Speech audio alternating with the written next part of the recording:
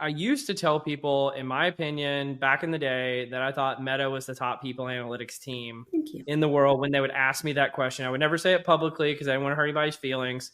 But who do you think is the top people analytics team now? And who do you think were some of the best people analytics teams in the past? And maybe where did those top teams come from? So if you want to get spicy, I'll give you some hot takes and some curious takes. In quasi-retirement, you're not doing any relaxation and you're only doing stuff all the time, including with me. So what are you up to now? So I am kind of flunking retirement, but I never framed it as retirement. I keep calling it my post-corporate season. Saab Leading Edge Consortium. Give more of the backstory there.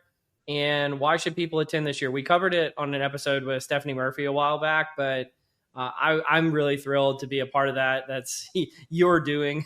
So well done. But yeah, tell us a little bit more about the Leading Edge Consortium. Yeah. So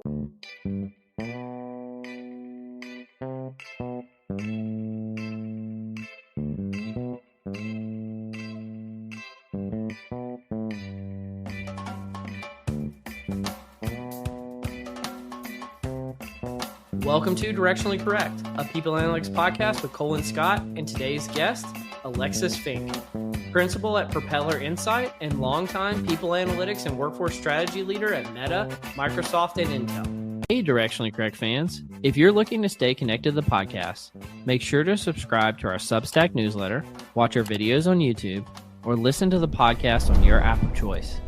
This podcast is dedicated to you to help educate and entertain you on how to effectively do people analytics. All opinions are our own and do not reflect those of any other organization. So, Alexis, you've been living in a log cabin now? In the summers, yeah. We have it was built originally in 1925. And when we bought it, you could see out every corner because the chinking had degraded so badly. And God bless my mother, who has an amazing attitude of it. If it can be done, I can do it. Set about re-chinking the entire place. And yeah, it was amazing. So you did it all yourself? Well, I didn't. My mother did it. I mean, okay. I'm allowed to do, we painted part of the cottage this year, right? I'm not allowed to do things like she re-chinked the whole cabin, which she did with an artist's brush, by the way. It looks like art.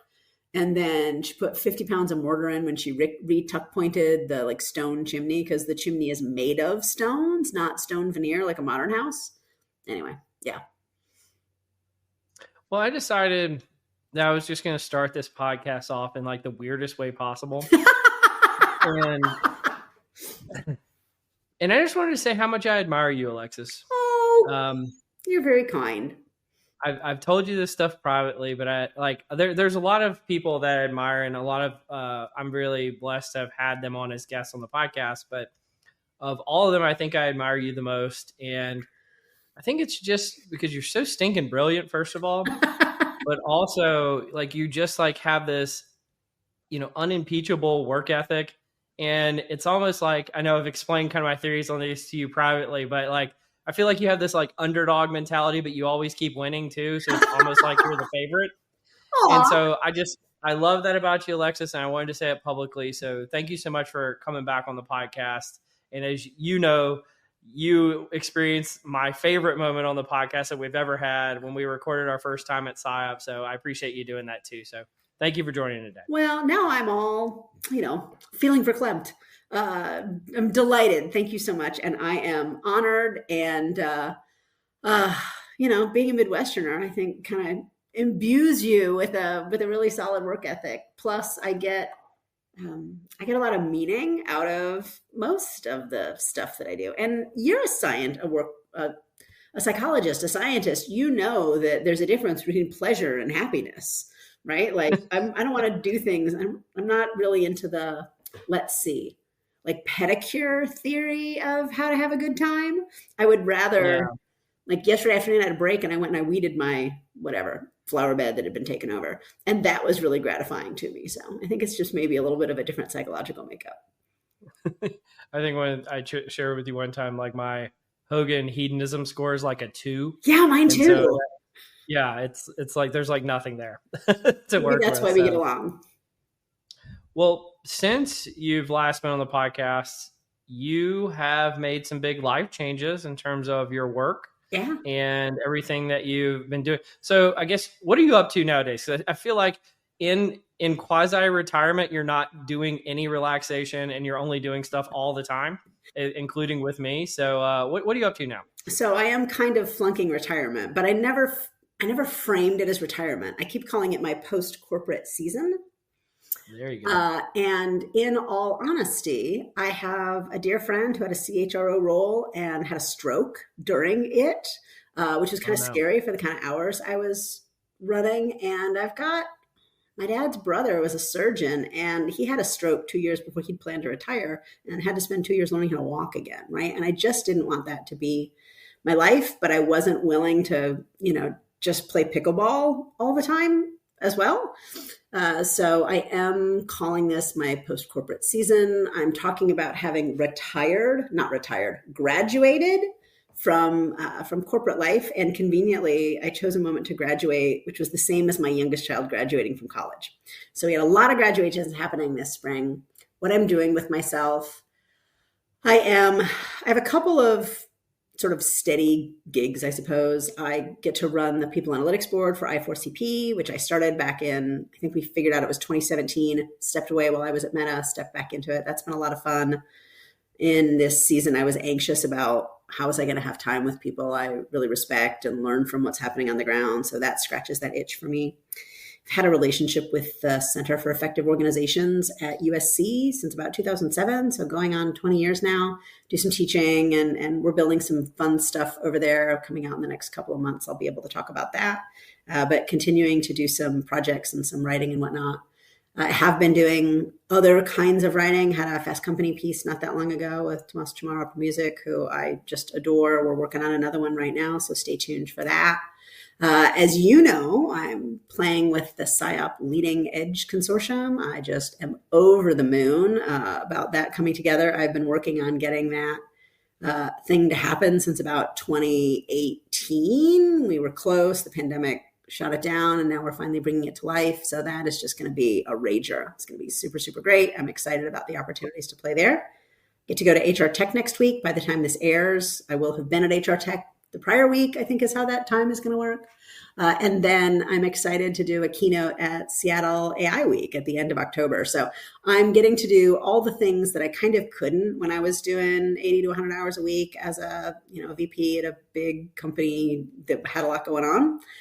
Scratching all of my intellectual itches, kind of being a fake professor, and starting to line up some client work to help organizations, do smart stuff around AI and the future of work.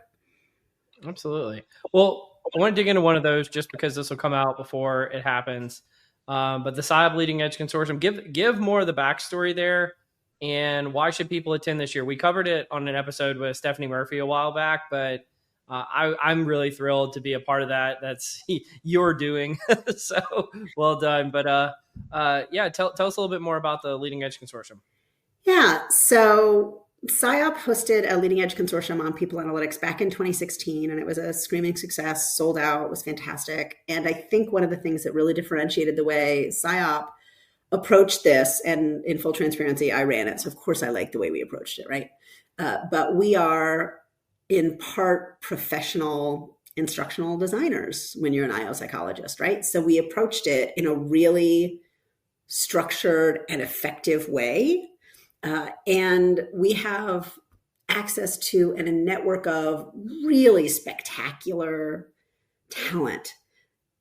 The fact that PsyOp is a nonprofit also makes some people who would feel a little squidgy about going to a for-profit event and presenting at a for-profit event feel a little bit more comfortable, given that this is really in service of the community. Because it's a nonprofit, registration is lower, so it's more accessible.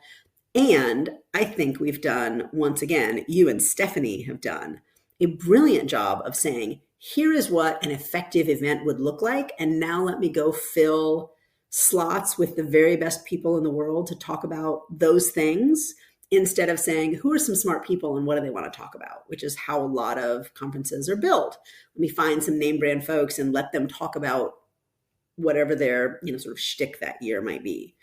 So I think that curated aspect, I think the quality of the folks we're able to bring, and I think, frankly, the fact that it really is a community service and not a for-profit enterprise kind of come together to make it pretty special in a lot of ways. We have been careful not to make it the all IO show. And the purpose of the Leading Edge Consortium is actually one of outreach. For those who are familiar with SIOP, the big annual conference, typically in April, occasionally in May, is sort of by SIOP and mostly for SIOP. It's pretty IO centric, just 20 concurrent sessions, so there's a lot there, but it has been pretty IO focused. The Leading Edge Consortium is about the content and the community, and by design, we want folks who are practitioners in this space to come together and learn instead of just a bunch of IOs talking to each other. So I'm really excited about it. I am doing a pre-conference workshop on ROI. Metrics and value are big themes for me for decades. I get to do that with my friend Madhura Chakrabarty. Was just looking at the slides before I turned my camera on. It's going to be great. That one is almost sold out, which I'm excited about. And then I get to do the opening keynote, which I just realized this morning is only 30 minutes and not 45. So I'm going to have to figure out what I can slice out of my plan to make it fit in the allowable slot so we don't start the event out behind schedule. And then I also get to sit on a panel, a cross-functional panel with folks like an economist. I won't drop the names. It was an economist, a mathematician. Actually, I will. Amit Mahendra and my very dear friend Keith McNulty, and we're going to pull things together and kind of talk about how this work draws on so many different disciplines, kind of like your tree of value puts forward. So I'm excited about all those things. Thank you for the shout out there. I don't think I've ever actually talked about it on the podcast, so that's good. Oh, take a second. Do the commercial for the tree of value. No. Maybe some other time, some other guest. How about that? Okay. But one of the things that I'm really glad you touched on is that the Leading Edge Consortium is for everybody. It's not just for IO psychologists. Yeah. One very interesting needle I've had to thread with this conference is to make sure, and I have this all the time too, it's there's a community of people who are IO psychologists and involved in people analytics. There's a community of people who are not IO psychologists who also love working with IO psychologists in people analytics. Yep. And then there are people who abhor and dislike the IO psychologists because they think they're know-it-alls and they are hard to work with, and they're whatever reason they dislike it. And I really I feel like I'm right at that juncture between that community and the rest of the community, because a lot of people secretly lean in and tell me how much they hate IO psychologists. I'm like, you realize I am one, right? And so I wanted you to explain why is IO psychology important to people analytics, but also why are we trying to bring people into the fold, and why is this for everybody? Oh, you ask the best questions, my friend. So people analytics, really, in my mind, and I've been doing it since before Tom Davenport named it people analytics, so I think I have a little bit of a leg to stand on here. People analytics, in my mind, is really the outgrowth of IO psychology in practice. So it is applying data and rigor to problems of people at work, driving value and supporting its sort of individual effectiveness and well-being and all those other kinds of things. To really do that brilliantly, particularly in a modern workplace, requires skills that you don't typically get taught in an IO psychology graduate program. It requires all kinds of data science. And let me tell you, I didn't learn how to manage tables, and I didn't learn any kind of product design, although I did learn some human factors. I didn't learn much in the way of product design, or certainly back when I was in school, we weren't playing with some of the more advanced techniques. Nobody was doing ONA or playing with support vector machines or gradient descents or any other cool things we get to play with these days. And really, we weren't talking very much about influencing executives. We were mostly talking about finding out the real answer to an important problem. So I think that the core of people analytics is still very much rooted in the science and the substance that comes forward, but bringing it to life and making it accessible and valuable and making it take advantage of everything that's possible in a modern organization kind of requires some of these other skills and capabilities, some of these other disciplines that are frankly better at those things than IOs. I used to say that it took me about a year to deprogram a freshly minted IO PhD to make them useful in a PA team. And even so, I had one small PA team that was actually, even that one wasn't all people analytics. It was like a marketing person at one point. But every ever the big PA teams I've run have been maybe 50 to 30% people, IO psychologists, and the balance of the team have come from different places. So I think it's really core. I get nervous about PA teams that don't have any IO psychology. There are things about ethics. There are things about how a team runs. There are things that IO psychologists are expert in that you don't typically get in other disciplines that I think are really essential to have a healthy function. But I also get nervous when I see some that are nothing but IOs, that don't have the technical rigor, that don't have some of the influence and business acumen pieces, that maybe are frustrated because they're not getting as much traction, or they're just being asked to build dashboards, which frankly aren't the kind of thing that is a great use of an IO PhD. Yeah, I think that makes a lot of sense. And I really appreciate you sharing that, Alexis. I think, I don't know, just people, I don't know why it's so difficult to just say like, hey, we need balance. Right. Right. And everybody brings something to the table. And we're also fun to hang out with too, guys. So come join us. We're a lot of fun. It's going to be great. Come to Atlanta. I do want to kind of build on something you were saying earlier, though. And we were talking about this before the podcast, that we both feel like people analytics is set to change over the next few years. Oh, yeah. And we're hoping at least to get away from the tyranny of dashboards. So can you talk to me at all about what is the tyranny of dashboards and how is people analytics set to change over the next few years? I have like a half-written article about the tyranny of dashboards. And I want to be clear, I believe very strongly in access to data. I believe very strongly in healthy curation of metrics so that when I pull, the obvious common example is attrition, I'm looking at attrition the same way you are, right? We're both looking at trailing 12 months instead of annualized. We're both not including interns. We're both defining this in the same way so you and I can have a conversation that makes sense instead of talking past each other. I am super on board with all of that. To me, the tyranny of dashboards is when a people analytics team gets constantly derailed by building a new dashboard for every bespoke request that an executive wants. At one point, I remember in one of my jobs, which I won't rat out, we audited, and something like 75% of our dashboards had fewer than 5 lifetime visits, right? We spent a bunch of time building it. We put it out there. The person who wanted it looked at it a couple of times, realized it wasn't quite backing up that person's story in the way that they wanted, and then it died.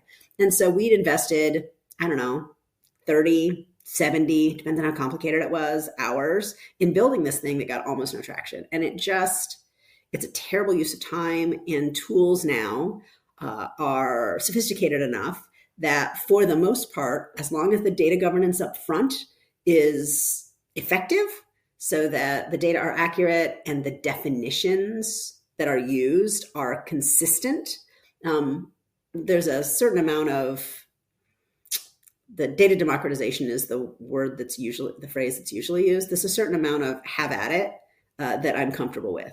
I recognize you need to be comfortable letting go of control, because then people will have other ideas and they'll go fishing for a time horizon that backs up their version of events or a slice that backs up the story they want to tell. And that can be problematic. But the higher value from your PA team is really focused on building business value. I am much more interested in figuring out what is the configuration of a work process or a team that leads to higher revenue than I am in figuring out how to get you the visualization for spans and layers that is most exciting to you. Does that make sense at all? It makes perfect sense. I do want to take a quick detour though, and I want to come back to people analytics in a second. Okay. But earlier you used the phrase you didn't want to rat somebody out. And it made me think about, well, that sounds like something like people in the mob would say, right? Have you ever done anything with the mob? Okay. So, in fairness, my first job in high school, I did launder money for the Chicago mob for a couple of years. When I figured this out, I did quit.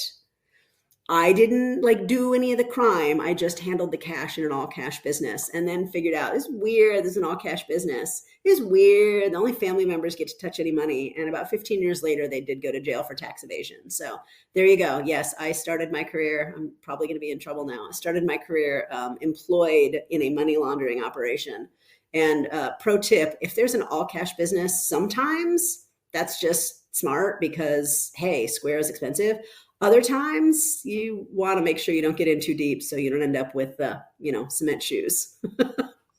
But if you do, make sure you don't rat them out. There you So go. that's the key. Well, a surprising thing that I've seen in the last few years, and I know that you have something to say about this, is the resurgence of the importance of things like job analysis because of what's happening with AI. So your eyes lit up. I said it. I'm not even going to say anything else. What are your thoughts in that space? I actually literally this morning had a conversation with somebody who was talking about how they were going to go and rework all of their job analyses to show how this job was going to be new because of AI. And I sort of stopped and said, yes, but that's the last thing that you should do. Before that, you need to go one click down and look at all the tasks that comprise that job. And those tasks will have a different amount of vulnerability or opportunity, depending on your point of view, to being automated. And ideally beforehand, but at some point, really look at your business processes and figure out how can you rework this process so it is either more efficient, fewer steps, faster, more efficient as a process, not just an individual task, but an overall process. What are things you could skip? What are things you can automate? What are things that a machine could do that you wouldn't have been able to do? Or more effective. So what can it do better? Not just faster, not just compressing steps, but that would not have been possible at all. And then you sort of look at the new business process and what it requires. You look at the tasks that you would deploy within that new business process, and you look at kind of the combination of tasks and capabilities. Who's got that capability, whether that is, I am a nerd, so I talk about it as silicon or carbon, but whether that's a piece of machinery, a bot, or it's a person, what's the correct way to do that with automation or a machine, with a person, or with a partnership of those two? And then you build the job descriptions. Then you do the job analysis. When you now have a better idea of what that business process needs to look like, how those tasks need to be architected. The job analysis comes at the end of the process, not at the beginning. I think that is just, it's making me laugh because I've been having these conversations at work. And so I just feel like package what you said and just send it to a bunch of people right now. So that's why it's making me giggle. So I'm just gonna let that be for a second. Awesome. I think, well, actually, let's do some controversial stuff. How about that? Oh, great. Let's get juicy. Yes, let's get juicy. Because I used to tell people, in my opinion, back in the day, that I thought Meta was the top people analytics team in the world. When they would ask me that question, I would never say it publicly because I didn't want to hurt anybody's feelings. But who do you think is the top people analytics team now? And who do you think were some of the best people analytics teams in the past? And maybe where did those top teams come from? So if you want to get spicy, I'll give you some hot takes and some curious takes. Obviously, Google holds a really important place in the history of this and popularizing it. All the things that Laszlo did were just tremendous in terms of putting this out in front of people for what was possible. Meta, I still think we did some amazing things. We continue to do some amazing things. And the tie between the people analytics team and the workforce strategy team really doing SWP, I think they do it better than just about anybody but the military, and in some ways maybe better than the military. It's pretty baller. Interestingly, Walmart does some incredible things because they got 1 million employees. The potential is fantastic. They do awesome. And by the way, anytime I've ever done something with somebody from Walmart, the views crush. Yes. Like everybody secretly wants to know what's going on at Walmart. So I totally agree with that. Yeah. Amazon is an interesting case because there's incredibly interesting stuff over there, but it is pretty balkanized. So their fantastic stuff isn't in one big team like I had at Meta. It's kind of spread out, and there are these really fascinating pockets here and really innovative pockets over there in a way that I think is probably appropriate for their architecture and their sort of product quality, consumer quality internal things. But it does make it harder to look at it as a single team. Microsoft has a tremendous legacy. Dawn Klinghoffer absorbed my old team when I left. She's still really well regarded in the field. And if you notice, Microsoft, the engineering org does an enormous amount of tremendous people analytics as well. So there's a huge amount of people analytics coming out of Microsoft that is complementary to the thing that Dawn's team is doing, coming out of the engineering side. And I think that's really fascinating. I see more people analytics coming out of the business and coming out of engineering from Microsoft than I tend to see in other places. And then you asked about history. When I was running PA at Microsoft at the time, when you took that job, you got like a file cabinet, like a physical file cabinet, because it was in 2005. And I went back and like cleaned out the file cabinet, as one does, and found paper copies of stuff from that PA team going back to 1993. So these teams may have been named in 2010, but the Microsoft one had been around for at least 17 years before that. There is a long history here.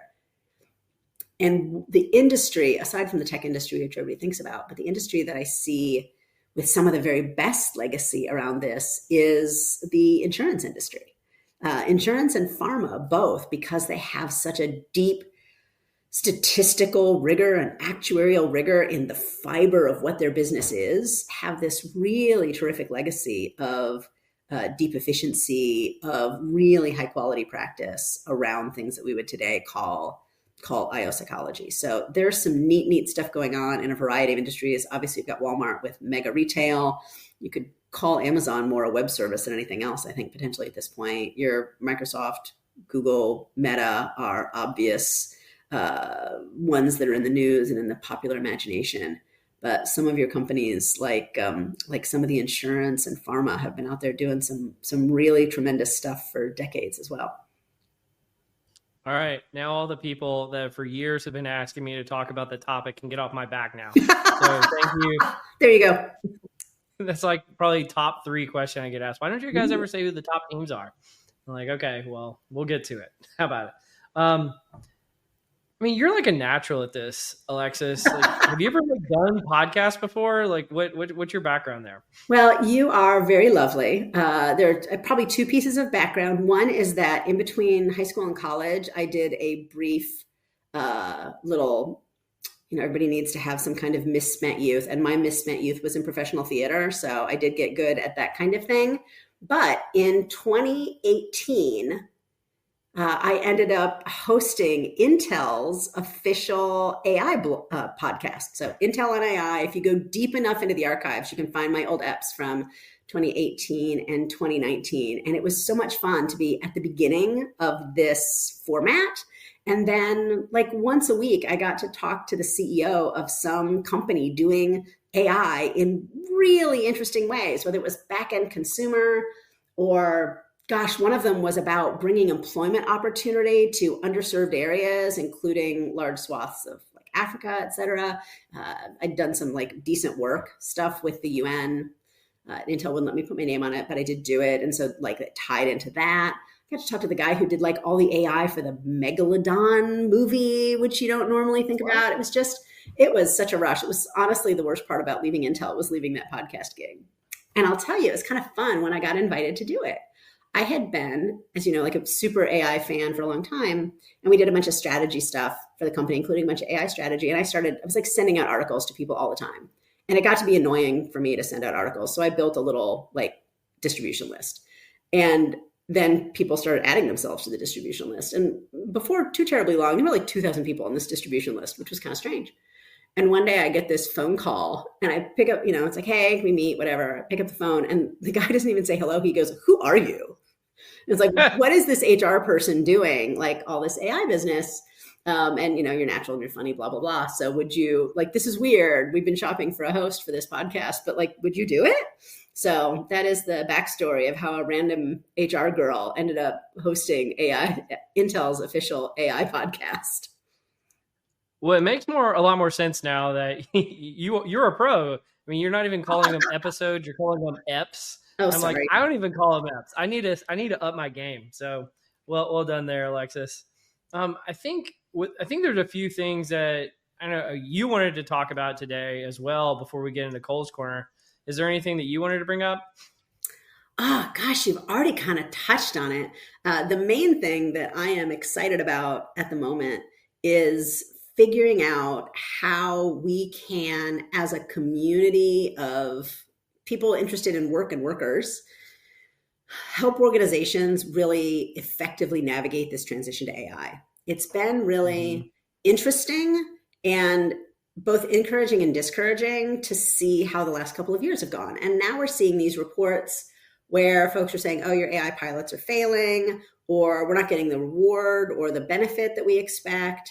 And as a person who did business process stuff for a long time, and a person who cares about like job structure and strategy and things like that, I'm sitting here saying, well, right, because summarizing meeting notes is not what your company does. So helping people summarize their meetings is not actually going to translate to revenue for you, probably.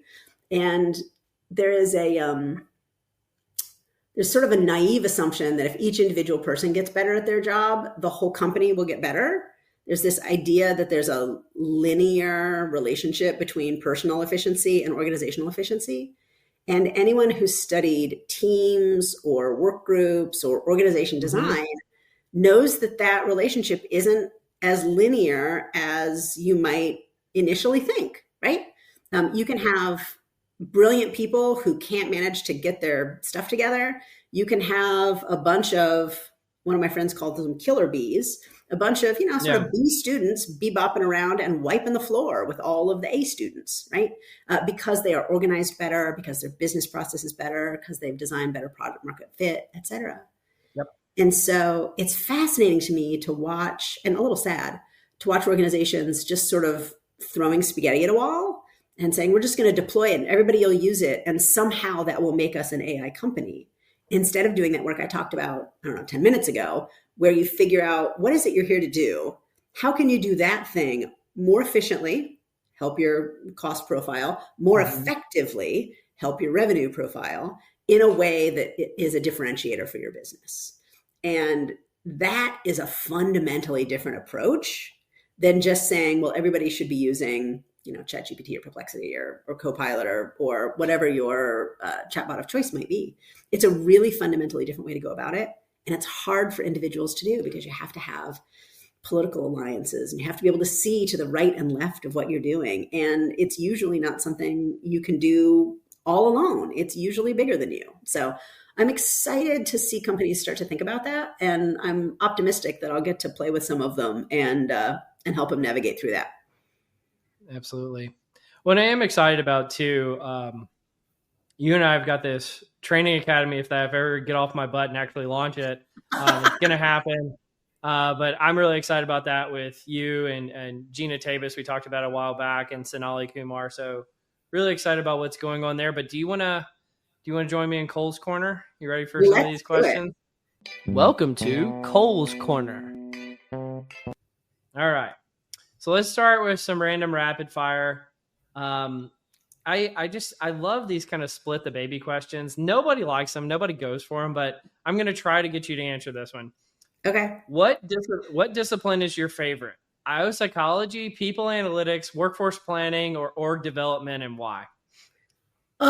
So I am going to say IO psychology because I think it includes all the others. That's such an unfair answer. I know, right? Yeah. Let's say for the sake of argument, it wasn't inclusive of all the others. Which one would you choose? If it wasn't inclusive of all the others, I think I would probably still go with IO psychology because of the marriage between science and practice, the grounding in evidence, and the breadth of content areas that it covers. And I love OD, grew up in OD, first jobs were in OD, not the mafia one, first real professional jobs. But OD doesn't Not have money this. laundering. Yeah, OD doesn't have quite the same grounding in science and in evidence. It has more of emergent nuance to it.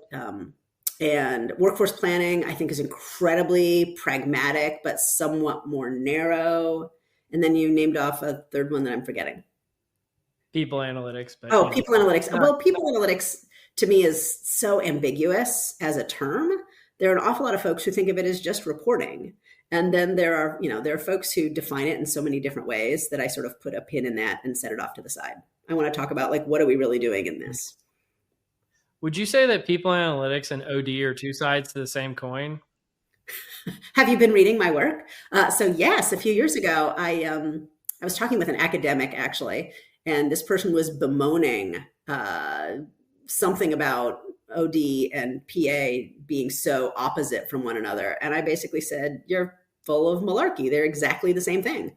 The process that they use is exactly the same in terms of identifying the right question, pulling up some kind of evidence. My personal bent is more towards scientific evidence, although I deeply respect qualitative, and then figuring out what you're going to do about that and then doing it. And so that friend of mine, Alec Levinson, another friend of mine, Maura Stevenson, who I just adore and got to see last week, and I wrote a paper, a chapter in, let's see, it was the Handbook of Organization Development. I think I'd have to go look at it on my shelf now, but it was basically like twins separated at birth or two sides of the same coin, had a title along those lines about how PA and OD are really just two different styles of approaching the same kind of questions about making organizations function better. Yeah. I only cited it like 17 times in my book, so it's definitely two sides to the same coin. I'm a big fan. When I'm prepping for this podcast, I just think I'm so clever. I'm just like, I'm going to find all these ways to tee up the guests to talk about the stuff they're talking. It never works. And so I was like, this is going to so like, and so I'm just like, all right, that didn't work. Let's move on to the next one. All right. What's the place you've never been to the most that you'd like to go and why? Place I've never been to the most, that I most want to go to. You've never been to that you would want to most go to. I most want to go to. I have Machu Picchu really high on my bucket list, and I have not had a chance to go. I am fascinated by I'm fascinated by technology, and I'm fascinated by the technologies that were emergent in different cultures and different time and space. And so I really fascinated by sort of the entirety of there's all kinds of stuff in Central and South American culture and technology that's pretty amazing that they were able to pull off without the benefit of my but also I tend to really love mountains and forests, and so some mountains and some amazing trees are going to work for me. And as a side note, I have a child who has what I believe to be world's only walk-on choir scholarship when he was in college, which is a whole different story. But his choir got to go on a tour and part of it was getting to visit Machu Picchu and singing in Cusco. So I have an extra little reason to try and follow my kid and his cool adventures. I think you know where your next vacation is. I think it's happening. All right. Why do you do what you do? Oh gosh. So I started thinking I was going to be a therapist. When I was 12, we moved to Southeast Asia, and I got really interested in how different people and cultures solve fundamental human problems, like what you interpret a situation, the way you interpret a situation. I went to an international school, so I dealt with this all the time. I got fascinated by questions of culture and problem solving and meaning making, et cetera. And the discipline where I saw that happening and relevant was psychology. And that seemed like you could have a job in it, where history, I wasn't clear what job you would have. And then I realized I didn't want to spend time with people who were sad all the time. And on the more positive element of that, I also realized that I would like to have maybe a little bit more consistency in employment. And I figured that I could have more impact at scale if I could work in workplaces. And the reality is you spend more time at work than you do with anything else except sleeping. And work is enormously important to your well-being, to your financial stability, to your family's health. It's important to your ability to establish intergenerational wealth. It's important to society. It's important to just about everything that I cared about. And so it felt like a worthy place to spend my time. And it helped that it's intellectually interesting and engaging. It helps that I'm kind of a mathematical person. And so I like problem solving where I can point to it and say, this has a higher effect size than that does. So this one's a better idea. And it also helps that IO at least dabbles in some computer stuff. We got my first computer when I was 7 years old in 1978. I realized I just gave you the math. But like, I remember like writing crappy code on my crappy TRS-80 color computer and thinking that it was magical. And, you know, kept that. I was fortunate to be in an international school. I got to take CS in high school. I've always felt like there are ways that you can analyze problems and make sense of them and harness the powers of technology that can change the world. So I've tried to do that. One of the great joys of having gotten to know you over the last few years, I actually tell. So I met you originally in the first Leading Edge Consortium. You didn't remember it, and then I met you again a few years later. You also didn't remember it.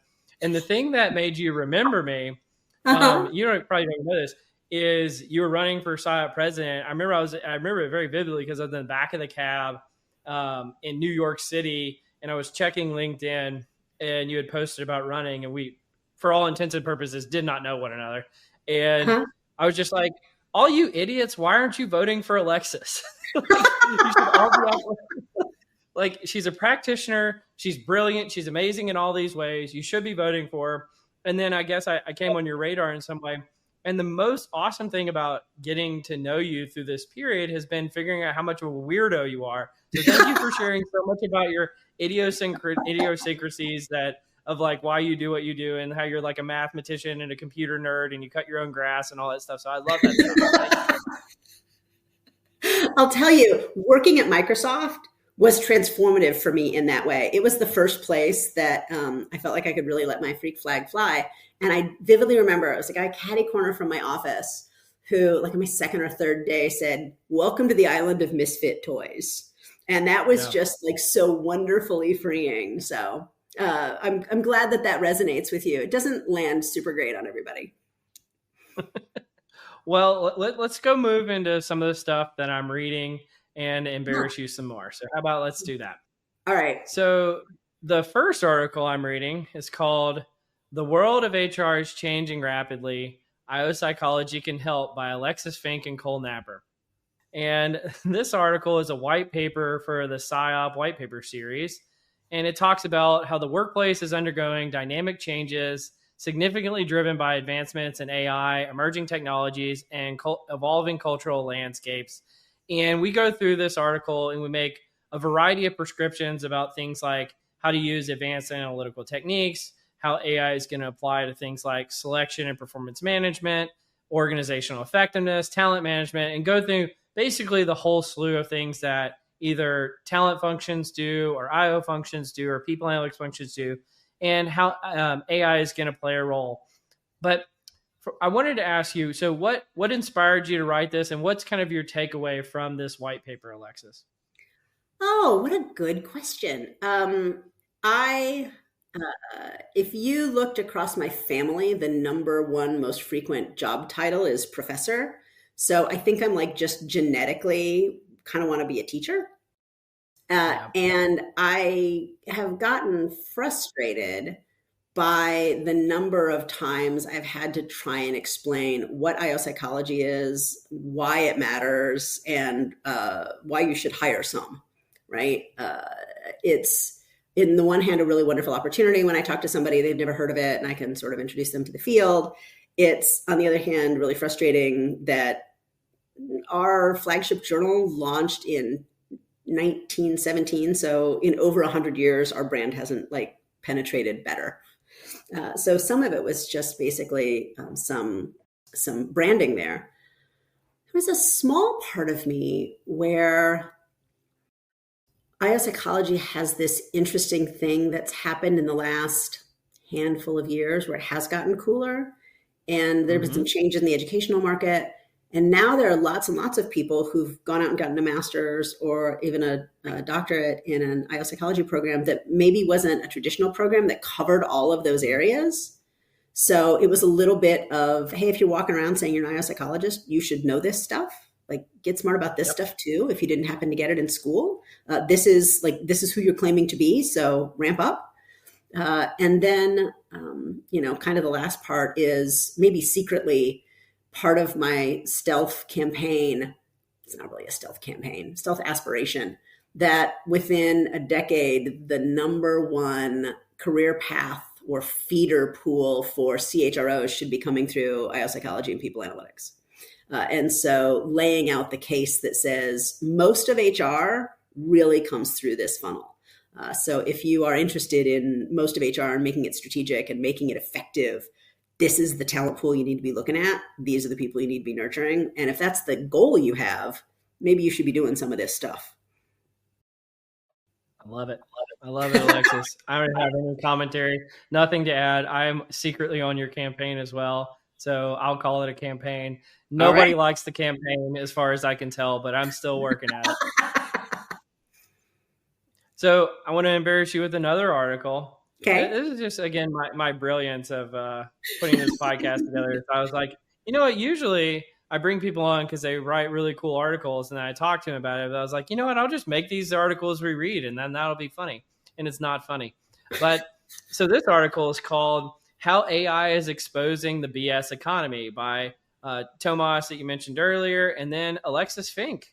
And so this one talks about defining the BS economy. What is the term BS jobs, coined by the anthropologist David Graeber to describe roles that, even in the eyes of those performing them, are fundamentally pointless.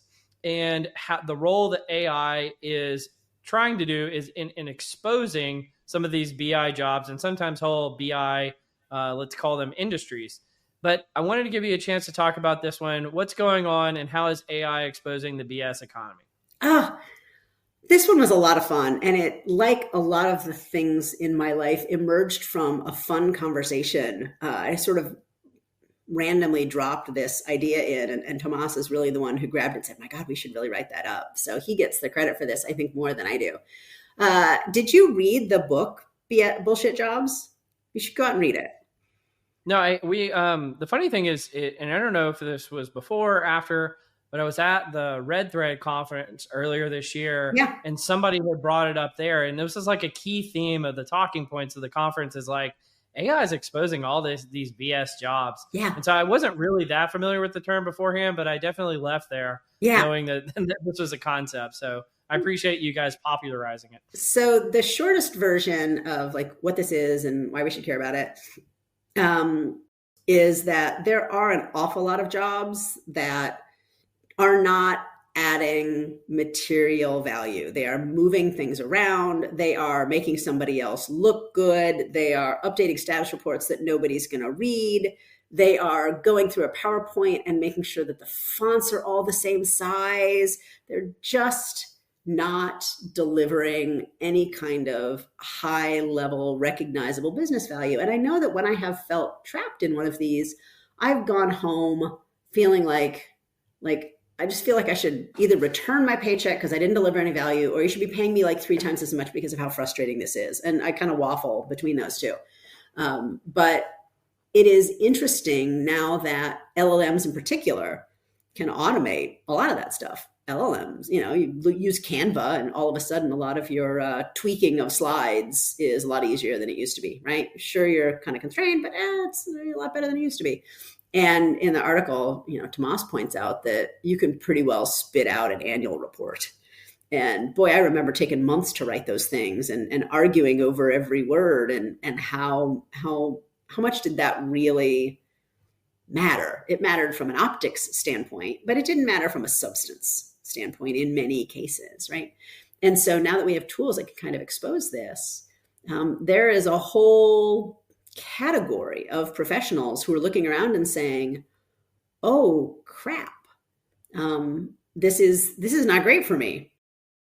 I was talking to somebody earlier, actually, literally earlier today, about the fact that if you look at jobs data, and you're closer to jobs data than I am now, over a lifespan, most people have an average of what it is, like 3 totally different careers, right? So it is not unexpected that people would be displaced from a current career and transitioned into a new career.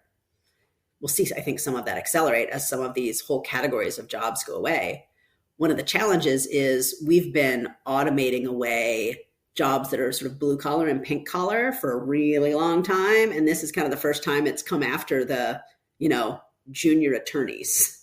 And this is the first time it's come after a lot of the folks who have thought of themselves as kind of the top of the social hierarchy, and been going around in their button down shirts feeling pretty fancy. So it is going to be existential and really like mess with people's heads, I think, for a while. And I want people to be thoughtful of that, because it doesn't have to be a crisis. We know from the World Economic Forum data, we know from every other technological innovation we've ever had, yes, a number of jobs get automated out of existence. When's the last time you saw somebody carefully illuminating a Bible, for example?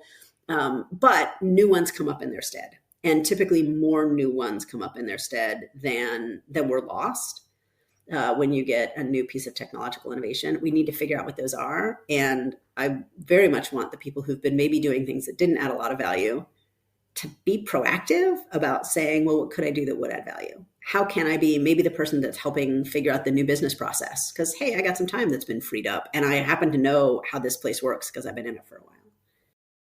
The other thing about that, in terms of really hoping to light a fire under some people and give them a sense of agency over controlling that destiny, is we know that mattering and meaning at work are important for overall well-being. And we know that bullshit jobs are not great at giving you a sense of mattering or meaning. They're not good at giving you a sense of progress. It's like Teresa Amabile at Harvard years ago showed the sense of progress being really, really important at work, right? And so my hope, possibly naive, is that in kind of shining a light on some of this and helping folks to feel less like victims and more like agency and being able to design what a more meaningful job would look like, we'll also be able to kind of help enhance some of those feelings of meaning and purpose and well-being, by helping shunt people into jobs or open up doors to jobs that have a little bit more of all that good stuff, instead of feeling a little superficial. That is so positive and delightful. Me, I'm more of a negative guy myself. So tell me, what parts, or is HR a bullshit job, or are there parts of HR that are bullshit jobs? I think there are parts of any discipline, they're going to have at least aspects of the bullshit job stuff to it, right? I hope that for the most part, people, HR resources are thin enough that we don't have a ton of this padding, that we are largely aligned to more value creation, but that's not going to be true everywhere. And, the jobs I have had that felt like I was not contributing anything valuable also did happen to be in HR. So I don't think HR is immune from it. I think that HR is somewhat underfunded compared to some other stacks in the company, and therefore just has less slack to have space for this kind of thing. But technology is also rendering the work that some of these folks have done in the past less feasible, and less justifiable, which then in turn kind of puts it in the same category. Yeah, that makes a lot of sense. I'm going to hit you with the last one that I'm reading. You'll be spared. This one is not written by you. But this is called Quality of Science, Not Writing is Important. Probably some commas missing there. Yeah. But this is written by Paul Spector. We've been covering a lot of his stuff lately. And he's saying science is not the humanities. And he comes up with this clever phrase that they call it the sci-humanities, where we seem to have the writing style as the humanities, but we're trying to do real science. And so the quality of science, not writing, is important. The purpose of scientific communication is to clearly and precisely explain the the methods and results of our investigations. And he goes on to kind of explain that why that is. But he gives some tips for clear scientific writing, which I really, really, having read all of these nerdery articles and all of the different things that we read in graduate school, we really need to minimize jargon, define the concepts that we're using. I love this one. Avoid ideological language, because that's definitely creeped in the last few years. Clearly explain theoretical ideas, focus on methods and results, and avoid questionable research practices like we've talked about here from kind of like the open science projects. So like harking, p-hacking, some of the things we've talked about before. Yeah. But what did you think about this one, Alexis? And is what Paul's saying true? And I think you've taught some research methods yourself, if I'm not mistaken. You are right. I did teach research methods when I was in graduate school. I taught undergraduate research methods. And at the time I thought I'd be like teaching, hey, here's how you're going to, build a sample that's smart and stuff like that. It turns out that I was basically just teaching scientific writing. And I deeply love this. I have bookmarked this. I think I'm going to make people read it when I run across them. I will often liken scientific writing to writing a recipe. Like, I don't want a lot of creativity. I want an ingredients list that I can follow that goes in a specified order, and every tablespoon should be like every other tablespoon, and I should be able to replicate it. That's the point of scientific writing. And one of my kind of standard talks I've done forever, I use the analogy of a drunk and a lamppost. And the idea that some people use data like a drunk uses a lamppost. They use it for support instead of for illumination. And I think really leaning into this idea of scientific not writing, which is I think what he meant for the comments to be, is about using the lamppost for illumination. You're not using it to prop up an a priori or a before the fact proposition. You're not using it for evidence to make your case. That's a totally different skill. Science is about being really, really clear. It is about being really, really replicable. And it is about being really fair and honest. And I think that a lot of folks get tied up in wanting to make their case, wanting to get published, which admittedly to be you got to do that, right? Or just some ego stuff gets tangled in there sometimes. No, never in the scientific community. Shocking. We are above reproach, Alexis. Shocking. But really, really, really being clear, and especially in an organizational context where people's real lives will be impacted, I think it is absolutely essential to take these principles and apply them not only into your writing, but into your overall design, right? Figure out what your metrics are going to be before you start something. What is the criteria that will help you say, yes, we will launch this, or no, we will not launch this? And I feel like folks skip those steps a lot. It's part of why I said IO psychology instead of people analytics is my favorite thing. Because I feel like IO psychology does a better job of that than people analytics does all the time. Well, this is not from the article, but just as a consumer of a lot of these articles, here's what I wish people did more. Yeah. I wish they said why they're doing what they're doing clearly and concisely, said what they're actually going to do methodologically, clearly and concisely, said what they found clearly and concisely, and said what the implications of that were clearly and concisely. It's not a hard ask, but a lot of people don't check any of those boxes sometimes, or maybe one, maybe two. And if you make it to me, you've probably checked at least three. And you find the way I look at it now is if articles make it to me, because I'm not looking for them, generally speaking, that means that they're the best of the best. They're what's out there. And a lot of times they're indecipherable. And that means the stuff that doesn't make it to me is just pure hot garbage.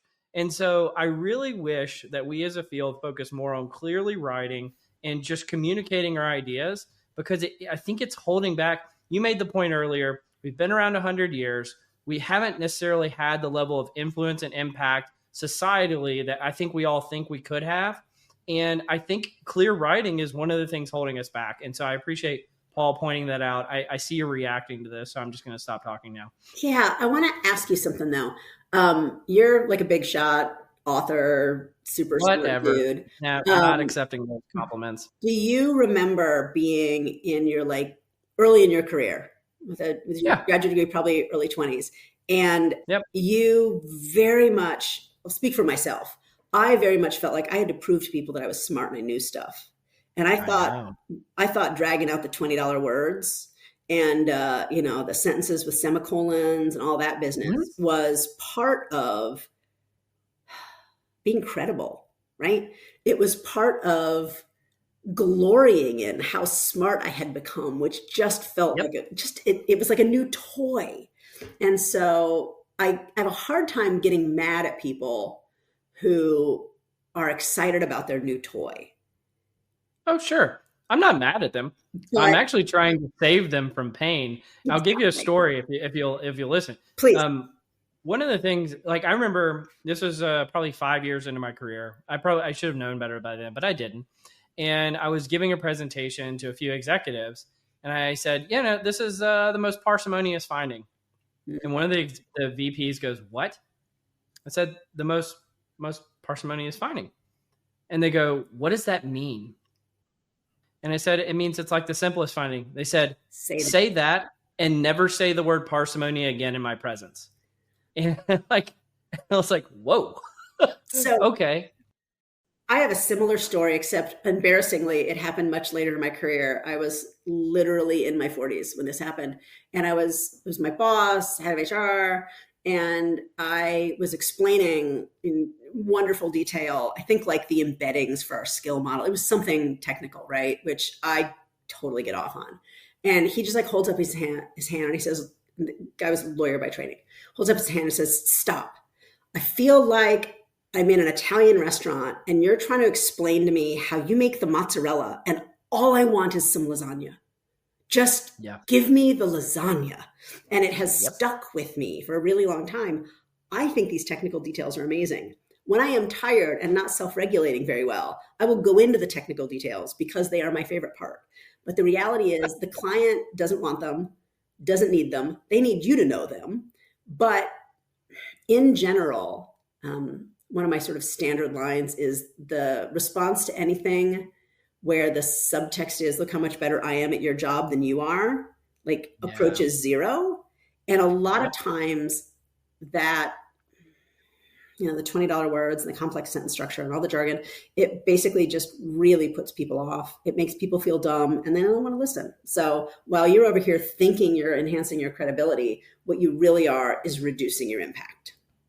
Exactly. And that's why I was saying what I was saying about the 4 points about, say why you're doing it, say what you did, say what you found, and say its impact. That's so that we can, as a field, put our actual research in front of executives and they can do something with it. Yeah. Right now, they can't. Yeah. My poor team had to listen to me all the time, hammer them on what, so what, now what. Yep. Love it. All right. I've got one big question for you. Oh boy. You have moved into a new phase of leadership in your career. Yeah. What is the way you can have the most impact on all the fields that you support as you move forward? And what is your dream job at this point? Oh, so I'm trying to do it, right? I'm trying to do the thing that I hope will have impact. I'm trying to write more, speak more, be more kind of publicly available, and also support those behind me. For the psychologists in the crowd, if you remember your Erickson's developmental stages, I'm definitely in the Mhm. generativity season at this point. So really trying to like lift up the field through any channel that is available to me at the biggest scale that I feel has integrity. Um, I think my ideal job would be to do this and have somebody pay me for it. That's pretty well the thing. There are We're working on it. We're working You're on it. working on it. There are a couple of sort of large scale organizations that are doing transformative things that are, might be able to flirt with me enough to get me to come back. But right now, um, I'm really enjoying the control over my time and being kind of untethered about the messages, which has been really, really fun. Plus, let's see, I've had more time to water ski. In about an hour, I'm going to go have my third bass lesson. I can now play 4 bars of 2 different songs. Very exciting. So, trying to be a more well-rounded person. If you weren't well-rounded enough, goodness, I think you covered more territory than any of our guests, and you're like, I'm just not well-rounded enough. I'm like, you're almost a perfect circle at this point. You're so rounded. Well, you are very kind. Well, I think you had some topics that are questions you wanted to ask me, so I wanted to give the floor to you. Oh my gosh, yes. So I did have questions I wanted to ask you. The first is, you have a new book, and I wanted to talk to you about the process of doing that. Would you do it again, and what you learned as you went through this process? Everybody always asks about the book. It's always the book. Okay. So would I do it again?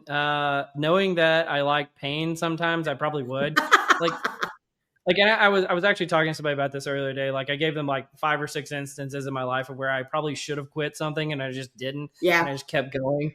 And I feel like the book was one of those where it just, it's very difficult, and it just keeps on going. And then eventually it kind of like, it's not as painful. And it's like negative reinforcement, Yeah. But it's definitely, I will say, people talk to me and treat me differently, which is interesting.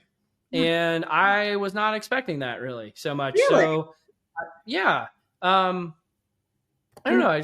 In what way? Like, well, you know how like sometimes you think things in your head and you're like, everybody thinks this way, and then they don't really think this way. Yes, I do. And so like one of the things in my head that I've had kind of stuck in there for a while is like, with AI, nobody cares about books anymore. Right. And so I just assumed I would write it and then nobody would care, and they would just go back to ChatGPT and ask it everything they wanted to know. And the reality is, I think I was way wrong about that.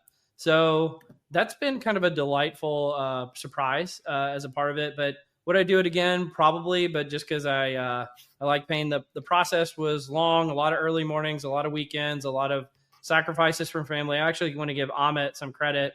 He gave me the one piece of advice that was actually like really tracked. Yeah. And he said, Cole, writing this book is going to be a sacrifice, and you're going to have to trade for things that you wanted to do with writing the book. Yeah. And that was absolutely correct. But I also think it was worth it too. So I appreciate Amit for that advice, and I appreciate you for asking the question. Of course. Technical question. How are you thinking about skills and capabilities as AI evolves, as we build more human machine systems, and how those skills and tasks can really reconfigure how job works? I shared how I'm thinking about it. I'm curious how you're thinking about it.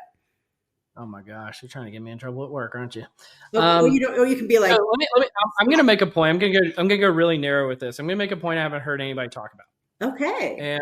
And to me, I think I'm not, if you getting to know me a little bit, I'm pretty hyper literal when it comes to certain things. And one of the things I always think about is like, how is this actually going to play out? Like, what does it look like tactically for AI to come in, or an agent to come in and to do something? And so the way I've looked at it in my mind is like, in its most simplest form, a person who works for a company, you have a single node on think of like an O&A chart, right? Single node. And they have, let's say, conservatively speaking, 10 tasks that they do, and maybe like 10 skills that they're deploying to do those 10 tasks, right? That's a very, very conservative estimate. So you think about that single node connected to those 10 skills that then connect to those 10 tasks. And that, if we're doing the math correctly, is 20 lines, right? Mm-hmm. Now imagine you've got 10 AI agents that are going to come in and supplement and help with the parts of those tasks, or maybe even whole tasks, but also kind of augment some of the skills that person engages in. Yep. So you've added 10 nodes to the equation. You're probably adding something like 40, 60, 80, 100 more lines on there, depending on the number of connective points. And then that's just one human. So now you're going to add that to the team level, the departmental level, the functional, like all the different functions and the interconnections amongst the functions. Yep. And the thing I've been telling people lately is, if they think that a single software is going to come in and is going to be able to help you understand all of those different connective tissues at every point in this process, you are in for a rude awakening. Yeah. Right. And so really what we have to do, and again, as IO psychologists, we always see the individual is the fundamental unit of analysis and maybe the team level, is we've got to start with that job analysis at that level, understand the work and how you're bringing in the AI, what role the AI is going to play, what role the skills are going to play, what role the task and the capabilities are going to play. And you're going to have to understand very fundamentally those interconnective tissues that I just mentioned. Yep. And until you can start to scale up from there, it's going to be a lot. You made a very wise point, and I think it was a little understated earlier, which is the things that like sometimes you think that an organization is just a collection of like highly performing individuals and that'll make a highly performing organization. And that is not true. Right. And what you could see is, because if I mean, I know you know this, but like maybe our listeners don't, from like a Lean Six Sigma background, you know what one of the worst forms of waste is? It's called overproduction. Right. Right. Yes. And so what you're going to get to is you're going to have AI coming in and maybe replacing BS jobs, to quote you from earlier. But what you're going to replace them with is a bunch of overproduced work that never gets used. Yep. Because we don't understand the work from a work intelligence standpoint well enough to make a difference. So that is my perspective on it. I love it. And God bless the commercial for work intelligence and the fact that we're not just doing these one for ones. The explosion of complexity is just unbelievable, particularly when you need like 2 or 3 agents to do the same task so that you can basically get like inter-rater reliability between them. And then you need governance around it and, you know, statistical process control to take a factory technique in. So 100% with you. I think this is the last one. We'll make this the last one. You have kind of a persona that is very approachable and humorous and light. It's debatable. And light and really humble and kind and many fine things about you. What are the things people wish they knew about you? And I will share one of my observations is there is a lot more substance to you and a lot more technical sophistication than a casual listener would realize. So what are the things you wish people knew about you?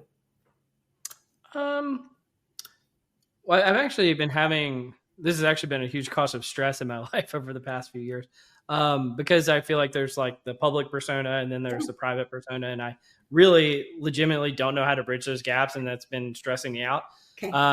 But I would say that the thing that I figured out, because like when we started the podcast, I thought it would come through. And then I realized that once you bring on guests, you just talk about the guests the whole time, and that's fine. Like, I think it actually makes for a pretty decent podcast, and that's why people listen. The creative outlet that I've tried to use, and it hasn't really scratched the itch, but it does allow me to be quite generative. Is I think I produce articles at a clip that almost no one else does. Yes. And my way of trying to get my real thoughts out into the world, because for whatever reason I haven't figured out a way to communicate them on this stinking podcast, is just through the articles. Okay. And it's just my way of kind of giving back to the world and saying, you know, maybe there's a little bit more substance there than you might imagine. Yeah. And no one reads them. I mean, they read them. It's just, the funny thing is like in terms of like the impact of like, you know, actually like people taking me seriously, so many more people take me seriously actually now because of the book, but because of the podcast than the articles. And I was just like, for whatever reason, articles are trading at like all-time lows as far as I can tell in terms of like a medium, and books and podcasts are trading at all-time highs. And so I haven't figured out the mix there yet. Oh, that's really interesting. It's an interesting insight about where the respect, I guess, and traffic is coming from. I do know that for myself, writing is how I figure out what I think. So even if no one is reading the writing, it's valuable to me because it's how I clarify for myself. But maybe this is a little bit of encouragement for folks to go out and read some of those articles, because there is a lot of substance and good stuff there. I will say you got me almost as I'm borderline embarrassed right now. That's the closest I've gotten to be embarrassed on this thing in a while. So well done. Thank you. Since I've done plenty of embarrassing you. Great. Well, I appreciate you asking the question. Alexis, this is, I don't think you understand how much this is a treat for me. Thank you so much for joining the podcast today. Any parting words before we wrap up? Just parting words. I think that this is a golden age for people who use disciplined and scientific approaches to understand work and working. We are facing a seismic shift in how work happens, and we can either be at the front of the pack helping lead and figure this out and take us towards a future that is effective, efficient, and healthy, or we can get run over. So I'm hoping that more of the people who are listeners here, more of the people who are like you and me in the people analytics universe and the IO psychology universe are feeling their oats a little bit and willing to take some of the risks and get out in front in their organizations, help take charge, and help reconfigure and reimagine work for the future. There's that Indiana, feeling those oats. So there we go. All right. Well, you've been listening to Directionally Correct, a People Analytics podcast with Colin Scott, and today's guest, Alexis Fink. Thanks for joining us, Alexis. Thank you.